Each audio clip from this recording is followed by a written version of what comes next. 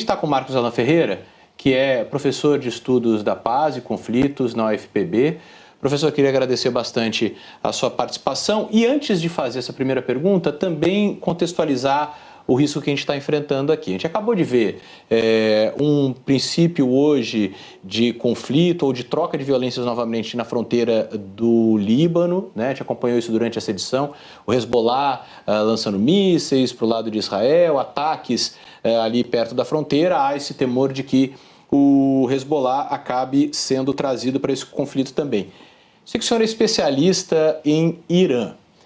E de ontem para hoje, o Irã usou sua TV estatal para mostrar um mapa onde simulava possíveis consequências de outras forças, de outros estados do Islã atacando Israel. Então mostrava o Hezbollah do Líbano atacando Israel, mas também forças do Iraque, forças da Síria, até do Iêmen. O Irã chegou a fazer essa alusão. Olha, o Iêmen atacando com drones Israel. E então eu lhe pergunto, professor, como é que a gente deve encarar a pressão maior do Irã, tudo isso a partir do bombardeio do hospital, esse fato que está mudando um pouco a dinâmica ali, mas como é que a gente deve encarar o posicionamento do Irã daqui para frente e se a gente está sob um risco de um conflito maior? Bom dia.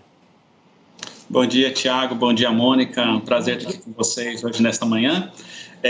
Realmente, quando nós falamos sobre esse conflito, é importante pensar que não é um conflito restrito a Gaza e Israel, né? Assim, a gente tem já há um longo período de tempo um equilíbrio de forças ali no Oriente Médio, com algumas potências regionais como a Arábia Saudita, Irã e Israel, de alguma maneira competindo por esse poder. E o Irã, sem dúvida, é uma força importante, né, com aliados centrais, no caso do Líbano, com Hezbollah, no caso da Palestina, com o Hamas. E o grande temor, né, para quem vem analisando o conflito, como é meu caso, especialmente com essa perspectiva de como construir a paz, é essa possibilidade de escalada do conflito, né? Um temor grande é se o Hezbollah, que tem claramente um apoio do Irã histórico, né, entra nessa jogada, e essa talvez até, é importante mencionar, seja um aspecto central do porquê talvez Israel não tenha entrado ainda por terra em Gaza, né? Porque uma entrada por terra implicaria talvez uma contraofensiva no norte, e seria difícil, né? Embora Israel tenha um exército bastante poderoso, significativo, manter duas frentes de guerra, uma ao norte do país, outra ao sul do país, mesmo sendo um país de dimensões relativamente pequenas. Mas será Bom dia, desculpe, não cumprimentei. Isso é para valer ou é retórica? Porque a gente sabe que a presença dos porta-aviões americanos irrita profundamente o Irã, já manifestou em outras vezes, então não pode, evidentemente, mandar um porta-avião lá para dizer, olha aqui, nós também estamos presentes, mas tem a retórica, e é uma retórica que inflama particularmente xiitas e o Hezbollah como uma espécie de braço avançado do Irã na fronteira, né? Então, como é que a gente leva isso em consideração? Qual é o risco mesmo? Vimos que as populações árabes ali em volta estão inflamadas depois da explosão no hospital. Então, o que é ameaça, o que é resposta emocionada que os Estados conseguem segurar ou não? Essa é a pergunta para os aflitos, né? Sim, é uma observação importante você trouxe, porque o problema é que quando nós falamos de um conflito armado, às vezes tudo começa justamente nessa retórica, né? E essa retórica ela pode ser inflamada a determinado momento, realmente chegar às vias de fato. No atual momento, é difícil, por exemplo, visualizar o Irã diretamente envolvido no conflito com a sua guarda revolucionária ou com as suas forças armadas, mas não seria estranho, por exemplo, um apoio via Hezbollah ou via Hamas para tentar bater de frente com Israel, né? Então, a retórica, ela de alguma maneira posiciona o Irã, né, assim, frente a esse conflito. Há um temor, claro, também do Irã de se enfraquecer na região diante do cenário que vem se desenhando. e acho que o grande problema é se o conflito escala, né, essa retórica pode deixar de ser uma retórica e realmente tornar vias de fato, né, embora acho que não é o desejo do Irã. Assim, eu vejo que quando nós falamos desse ator, a preocupação maior é enfraquecer o que é considerado o inimigo dele, que é Israel, através dos atores que são aliados do Irã, que é o Hamas e o Hezbollah, né? Não há um interesse necessariamente em colocar isso. Agora, tem um aspecto também dessa questão da retórica, do discurso, que eu acho que é importante a gente sempre trazer quando fala desse conflito no Oriente Médio, que é um discurso que serve para o nível doméstico também, né? Assim, tem um aspecto que nós, claro, como analistas, estamos preocupados ao olhar o nível macro, olhando as relações internacionais como um todo, mas seja o governo do Irã, seja o governo dos Estados Unidos, seja o mesmo de Israel, há um jogo de dois níveis, né? De tentar responder, por um lado, às ameaças que se projetam internacionalmente, mas também dar uma resposta àqueles que apoiam domesticamente, ou os eleitores que, de alguma maneira, podem fazer esse governo se manter no poder, né? E acho que essa guerra em particular, como, por exemplo, o veto dos Estados Unidos ontem, é um demonstrativo claro de como que, para entender relações internacionais, entender os conflitos armados, a gente tem que ter clara essa dinâmica desse jogo de dois níveis, né? Ou seja, um jogo que é jogado no xadrez internacional, mas um jogo que também é jogado com as forças políticas domésticas de cada país. Boa. Professor, eu queria mostrar para você e também para o nosso assinante uma imagem aí de agora há pouco, agora mais cedo, que a gente mostrou nessa edição do Em Ponto, que é de explosões na fronteira do Líbano com Israel. E aí, para dar a seguinte informação que nos chega agora, que a Embaixada dos Estados Unidos no Líbano pediu que os americanos que estão por lá façam planos para sair o mais rápido possível do Líbano, enquanto ainda tem opções comerciais, enquanto ainda há voos comerciais disponíveis. Essa é uma instrução quase idêntica ao que o governo do Reino Unido deu aos seus cidadãos também, que saiam de lá agora. Então, de ontem para hoje, tanto a Inglaterra quanto os Estados Unidos, dizendo para os cidadãos saírem agora enquanto dá, porque tem aviões disponíveis, o que nos leva a entender que eles têm uma expectativa de que a situação pode ficar pior. E quando a gente olha para o Líbano, a gente está falando do Hezbollah ali nessa fronteira, a gente até conversava aqui com a Mônica, o Hezbollah está dentro do Líbano, mas não é o Líbano. Então há uma situação particular ali. O que a gente deve esperar do Líbano nesse momento?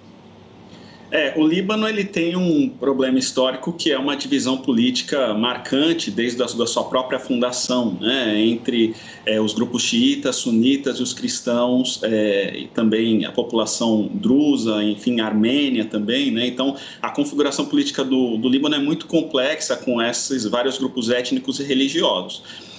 Quando nós vemos um alerta como esse que você menciona, né, dos países ocidentais pedindo que saiam, é porque, de alguma maneira, há um cenário claro de possibilidade de escalada do conflito, né? Eles não trariam esse alerta se não existe essa possibilidade. Agora, a gente está falando de cenários, né? Não dá para cravar, obviamente, que o conflito vai escalar para o Líbano de hoje para amanhã ou daqui na próxima semana, mas quando o corpo diplomático, né, como o Departamento de Estado dos Estados Unidos ou mesmo do Reino Unido, coloca essa ordem, né, que os cidadãos dos seus países deixam, é porque a escalada é um cenário claro. E particularmente, na perspectiva do que eu tenho estudado, do que eu tenho lido, eu vejo que esse cenário pode ser extremamente não, mas possível, plausível, a partir de uma possível invasão em terra a Gaza, né? Já que seria, de alguma maneira, uma resposta vinda de um outro inimigo de Israel, que é o Hezbollah ao norte. Essa é uma das explicações que analistas fazem para o fato de que até agora não houve essa invasão, né?